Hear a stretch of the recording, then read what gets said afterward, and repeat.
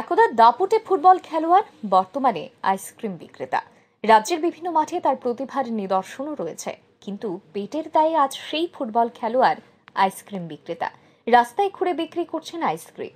এবারে তাকে সহযোগিতার হাত বাড়িয়ে দিলেন মণ্ডল সভাপতি।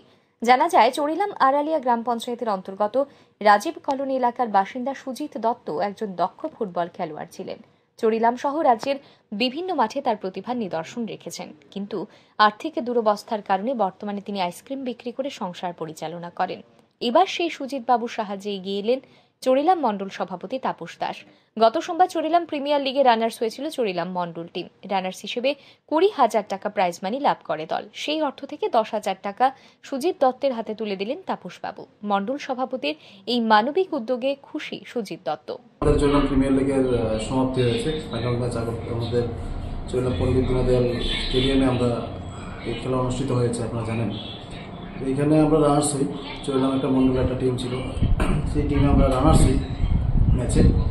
তো রানার্সের যে টুর্নামেন্টের যে আর্থিক মূল্য ছিল, আমরা 20,000 টাকা এখানে পাই। আর চড়িলামের একজন কৃতি ফুটবলার আছে, আপনারা জানেন সবাই। ওনার নাম সুজিত দত্ত। চড়িলাম আড়ালিয়া গ্রাম পঞ্চায়েতের রাজীব কলোনিতে ওনার বাড়ি।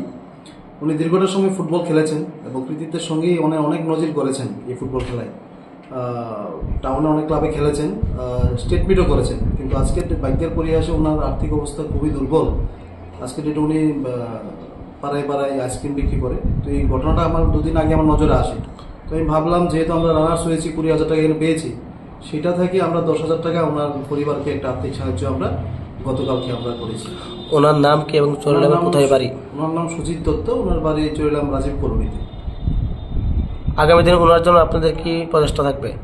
আমি চাই যে রাজ্যের এই এলাকার যত কৃতি সন্তান খেলোয়াড়রা যারা আছে, ওরা যাতে একটা যোগ্য সম্মান পায়। আমি চেষ্টা করছি এলাকায় বিভিন্ন মাঠে বিভিন্ন টুর্নামেন্ট লাগানোর জন্য, কারণ আজকের দিনে নেশাতে সবাই আসক্ত।